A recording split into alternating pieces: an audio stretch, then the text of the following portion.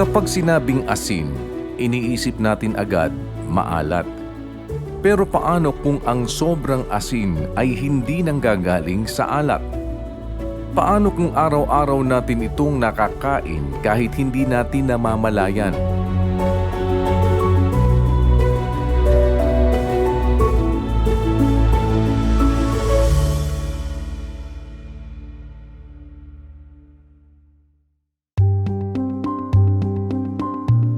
Marami ang naniniwala, hindi ako maalat kumain, kaya kampante. Pero ang asin ngayon ay hindi na lang inilalagay.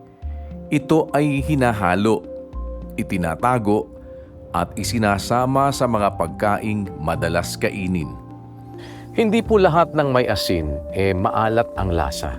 At hindi naman lahat po ng hindi maalat ligtas na sa asin. Tingnan po natin ito.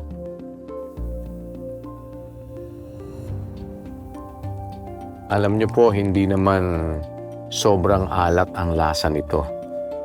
Pero kapag tinignan ng laman, halo-halo po yan na sangkap. At isang kutsarita lang, mukhang konti. Pero dito po, merong nakatagong asin.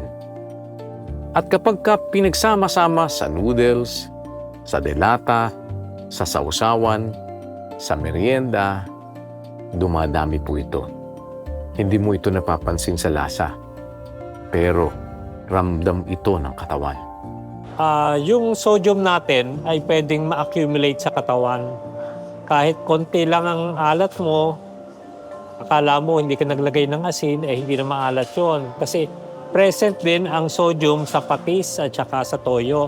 At saka sa mga pampalasa gaya ng mga cubes. Mga beef cubes, shrimp cubes, chicken cubes.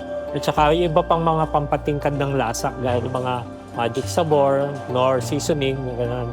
Kaya pagkakala mo hindi siya maalat, pero may konting alat yan, nag-accumulate yan sa katawan pagka mahina na ang kidney mo.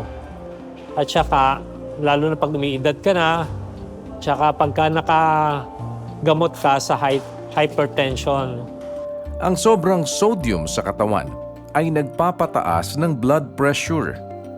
At kapag araw-araw itong nangyayari, tumataas ang panganib ng sakit sa puso, stroke, at sakit sa bato.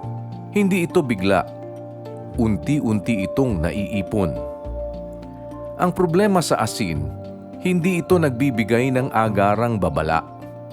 Walang sakit, walang hilo, hanggang sa ang epekto ay matagal nang ginagawa ang pinsala. Hindi rin po sapat na tanungin kung maalat ba ang kinakain ko. Mas mahalaga pong tanong, saan nanggagaling ang asin sa araw-araw kong pagkain? Hindi kailangang tanggalin ang lahat. Kailangan lang maging mulat. Limitahan ang instant at ultra-processed food. Basahin ang label, lalo na ang sodium content. Gumamit ng natural na pampalasa kung maaari. Tikman muna bago magdagdag ng asin. Mas mabuti kung lutong bahay. Pag hinaluan mo kasi ang sodium ng ibang pampalasa, akala mo hindi siya maalat. Example ko na nga lang yung pizza. Ang pizza, napakasarap napapadami ka talaga kasi natatakpan siya nung sarap ng cheese.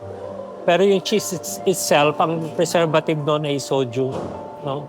Kaya pag marami kang nakain, nasamahan pa ng mantika, yung mga seed oil na present doon sa pizza, maha-high blood ka talaga. Example lang yun. No? Yung iba, nandoon na rin yung mga iba, mga pasta, yung mga tomato sauce.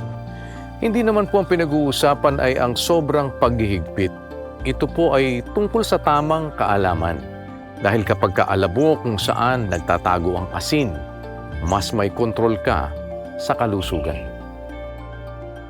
Ang sobrang asin ay hindi laging maalat ang lasa.